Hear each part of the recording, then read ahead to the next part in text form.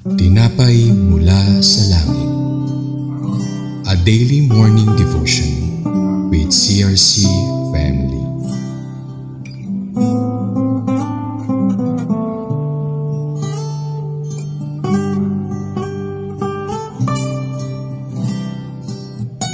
Isang mapagpalang umaga mga kapatid.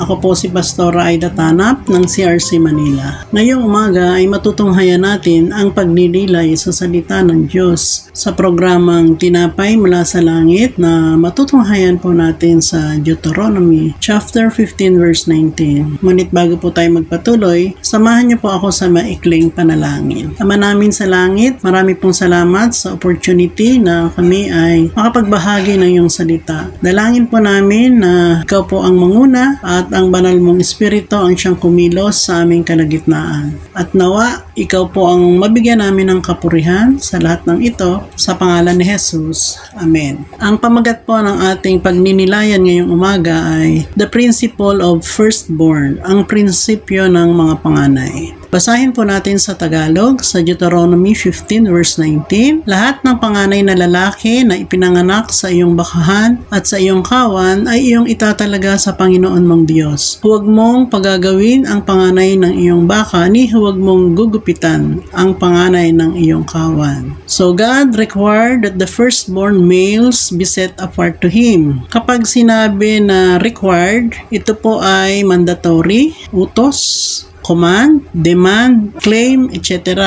No? Napakarami pong kahulugan. Hindi po optional. Wala kang pagpipilian. Ibig sabihin, sundin kung ano ang utos. Meron po tayong tatlong dahilan kung bakit mahalaga ang mga panganay. Una, sa Exodus 4:22b, sabi rito ng Panginoon, Israel is my firstborn. Ang bansang Israel ay pinili ng Diyos na kanyang maging bayan. Panganay sa lahat ng mga bansa at mahalaga ito sa kanya. Ito yung panahon na kung saan inihahanda na ng Diyos si Moises na makalabas ang mga Israelita sa pagkakaalipin sa Ehipto at sila ay sasamba sa Diyos bago sila pumunta sa lupang pangako. Ito po yung Kanaan. Pangalawa, the firstborn was taught to be the best and the best was always given to God. Ito po ang mga firstborn po, ito ay banal sa harap ng Panginoon. Sabi doon, set apart to God. Sila ay binubukod para sa Panginoon. Katulad po ng hayop, bago ito i-offer, siya po ay hindi pa nagugupitan, walang kapintasan, walang pilay o anumang depekto sa katawan. Hindi pa ginagamit sa sakahan at 1 taong gulang pa lamang. Katulad po ni Cain at Abel, nung sila ay naghandog sa Panginoon, kinalugdan po ng Panginoon si Abel dahil ang kanyang inalay ay talaga namang magandang klase, no? Na hayop, ito ay mataba. Sabi nga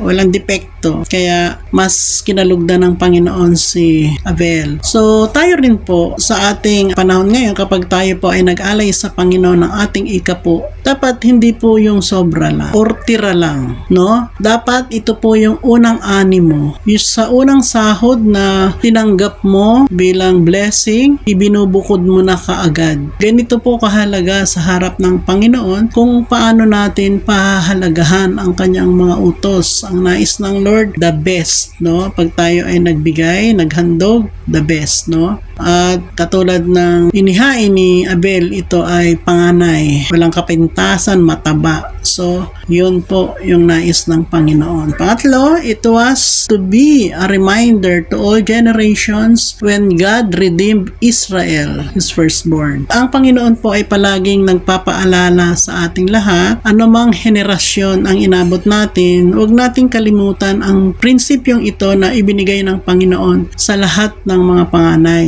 At bilang application po natin, ngayon, mga kapatid, ang firstborn po sa Biblia ay kung sino ang panganay, kung sino ang may mamanahin, at kung sino ang mamumuno sa pamilya or yung kanyang leadership. siya po ang mangunguna. Napakarami pong kahulugan, ngunit ang pinakamahalaga po sa lahat ng ito ay kung ano ba talaga ang priority natin sa buhay. Sa ating kapanahunan ngayon, mahalaga na maunawaan natin kung ano ang sinasabi ng Biblia. Huwag tayong malihis sa turo, aralin natin ang salita ng Diyos at ayon po sa Joshua 1:8, sabi doon, day and night, no? Araw at gabi pagnilayan natin ang salita ng Diyos upang masunod natin ang pinapagawa ng Panginoon at bigyang halaga natin ang mga prinsipyong ito na nagpapaalala sa ating lahat na ang salita ng Diyos ay hindi nagbabago mula noon hanggang ngayon. Amen? Tayo pong muli ay manalangin. Ama namin sa langit, salamat sa salita mo na aming napagbulayan.